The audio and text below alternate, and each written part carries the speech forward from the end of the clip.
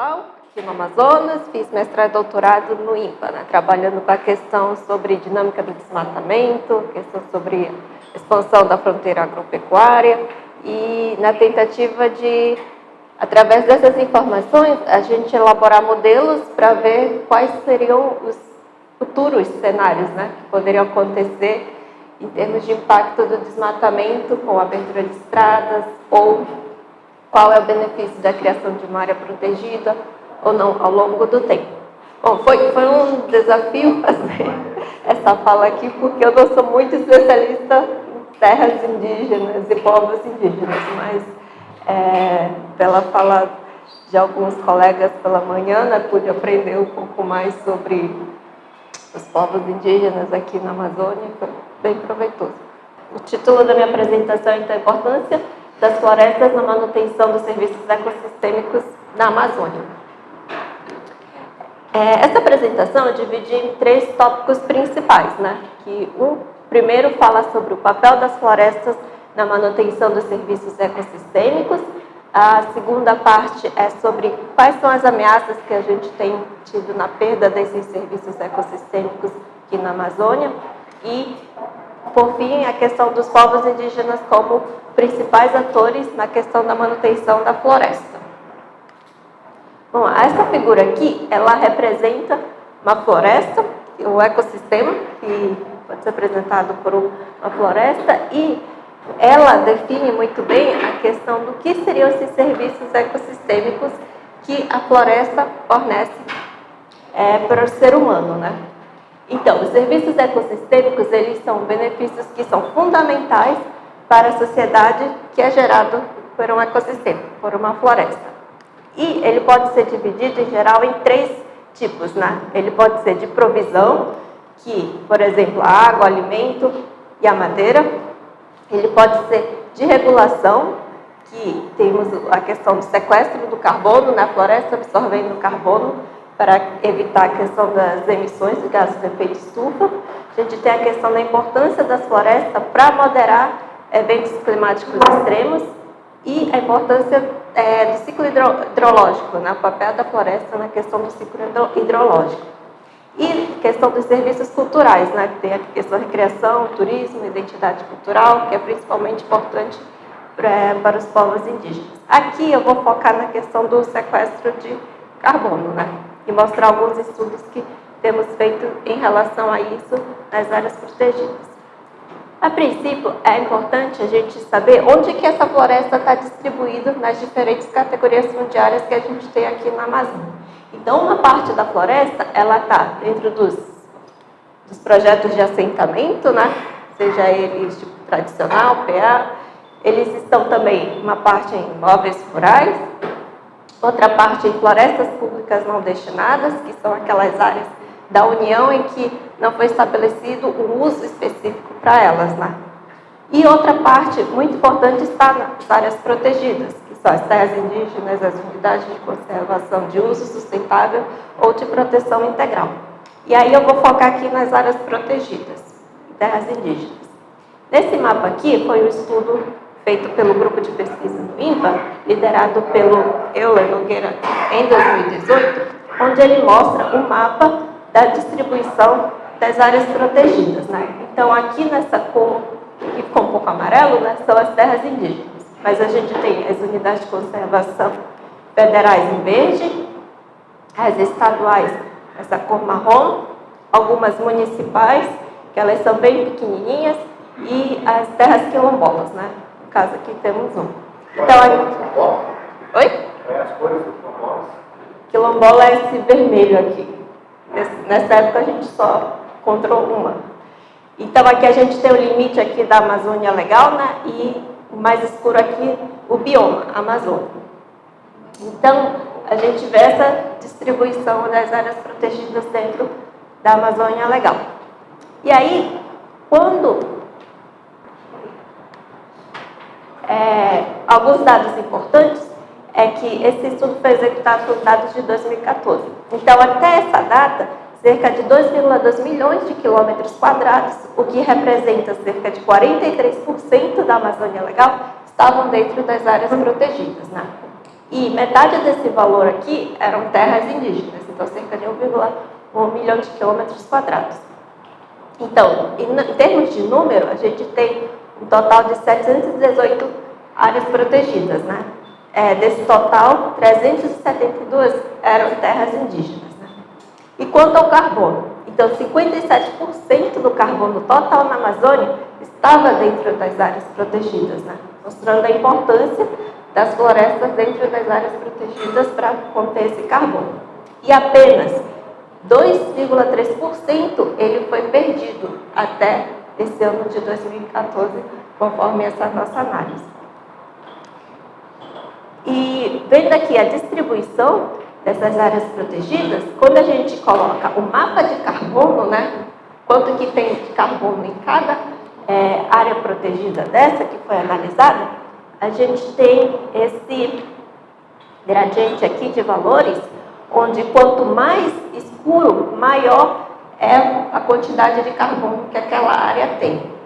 Então, aqui, nessa parte aqui mais sul, a gente tem pouco carbono, né? Em comparação, aqui, a parte central e norte da Amazônia. Né? E essas áreas, elas são super importantes para manter esse carbono, porque se o desmatamento avança para essas áreas, o impacto de emissão de carbono vai ser muito maior em relação ao que a gente tem hoje, né? E hoje é alto, né? Não é uma quantidade baixa. Mas como aqui nessas florestas tem muito mais carbono, o impacto vai ser muito maior. E aqui a distribuição das terras indígenas e unidades de conservação, junto com o desmatamento, que está em vermelho. Então, a gente tem as terras indígenas dessa cor, né, e de verde as outras. Então, o que a gente pode destacar aqui? Que o desmatamento, ele está concentrado toda nessa parte sul, né, ressaltando que são aquelas áreas onde a gente tem um estoque de carbono em termos de quantidade menor, né? Se o desmatamento avança para essa região, que a tendência, se nada for feito, né, medidas não forem tomadas e o desmatamento começar a avançar, ele vai vir todo para essa área central e norte, né, da Amazônia, que ainda está bem protegido. Agora, entrando um pouco na questão dos fatores sobre desmatamento e degradação, né? Já foi falado um pouco aqui, mas eu vou destacar que a gente tem importantes vetores do desmatamento, né? Causas diretas e indiretas do desmatamento, né? Que afetam tanto áreas fora das áreas protegidas, como também dentro, né? Então, a gente tem a questão das estradas, né? Sejam estradas em termos de rodovia, que são as estradas principais, né? Implementadas ou planejadas pelo governo, quanto aquelas estradas secundárias, ou ramais, né? Conhecido que, em grande parte, são ilegais, né? É aberto pelo madeireiro, é aberto pela comunidade. E elas atravessam importantes áreas de floresta que dão acesso, né, a toda essa floresta aqui, podendo, então, ter um impacto futuro. A gente tem a atividade da pecuária, que é uma das principais atividades, né, atuais hoje aqui na Amazônia ainda. A gente tem a questão das queimadas, né, que é um fator que é bem complicado, devido à questão de saúde, devido à questão se uma pessoa coloca fogo em determinada área, esse fogo ele pode invadir outras áreas de floresta, né, causando incêndios, né, que são bastante preocupantes, principalmente em bordas, né, de áreas protegidas. E a gente tem também a questão de grilagem de terras, né, principalmente terras públicas da União, e a gente tem visto com mais frequência também essa questão de ocupações ilegais em áreas protegidas, né. Além disso, a gente tem como causas de degradação a exploração madeireira, que é muito comum também, a pessoa explora e depois tende a desmatar, né? Fazer o corte para atividade pecuária. Né? E a questão do garimpo, né? Principalmente agora muito mais evidente em terras indígenas. E aqui eu trago um dado importante, que fala que dentro das áreas protegidas, o maior impacto é causado por degradação a algum distúrbio natural, né? E esse valor pode chegar a 75%. Né? Mas fora, é muito mais comum você ter o desmatamento, que é a retirada completa da cobertura florestal, né? E esse valor, ele chega a 66% fora das áreas protegidas, né? Mostrando que fora das áreas protegidas você tem menos distúrbio ou degradação, mas dentro você tem mais distúrbio e degradação, né? Mas menos questão de desmatamento. Mas não deixa de ser preocupante, né?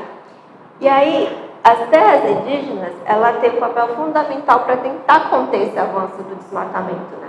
Se a gente voltar aqui nessa figura, de novo, a gente vê que aqui no sul, grande parte das áreas de florestas, elas estão dentro de terras indígenas, alguma área protegida, né? Mostrando que, ao longo do tempo, o desmatamento continuar avançando, os únicos remanescentes de floresta vão ser aqueles que estão dentro de alguma área que está em proteção, no nível de proteção.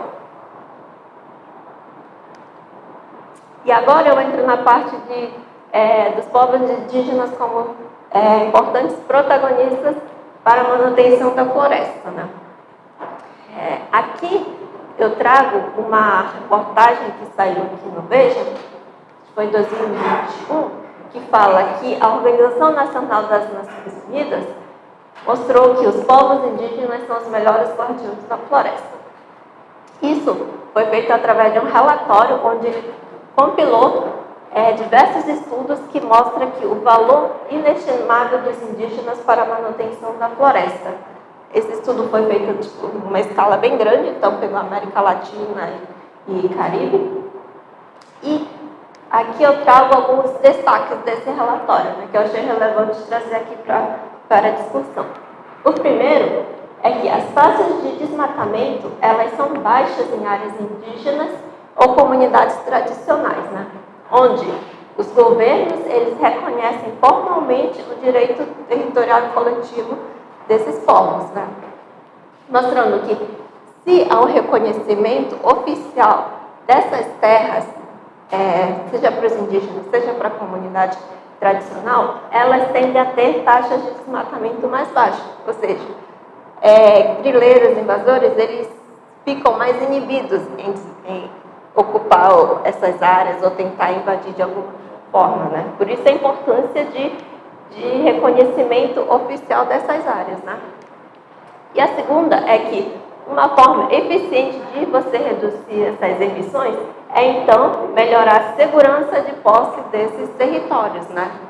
As terras indígenas, elas são estudadas e, posteriormente, elas são homologadas, né? Então, é essencial que essas áreas, elas sejam reconhecidas e homologadas oficialmente, né? E, além disso, é importante também investir em iniciativas que fortaleçam o papel dos povos indígenas e essas comunidades tradicionais na governança florestal. Eu acredito que o Amazônia 4.0 é uma dessas, né? Então, estão de parabéns. E eu finalizo por aqui. Muito obrigada.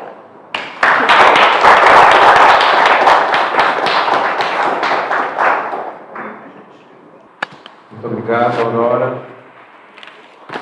Com certeza, a Conzero está alinhada a essa visão que você colocou, dados muito concretos, objetivos, né? Qual é o caminho. Esse é um dos papéis da ciência, né? Que dá uma luz nas situações que a gente não sabe bem como conseguir, né? Qual o melhor resultado que pode ter, e aí está a excelente contribuição da ciência.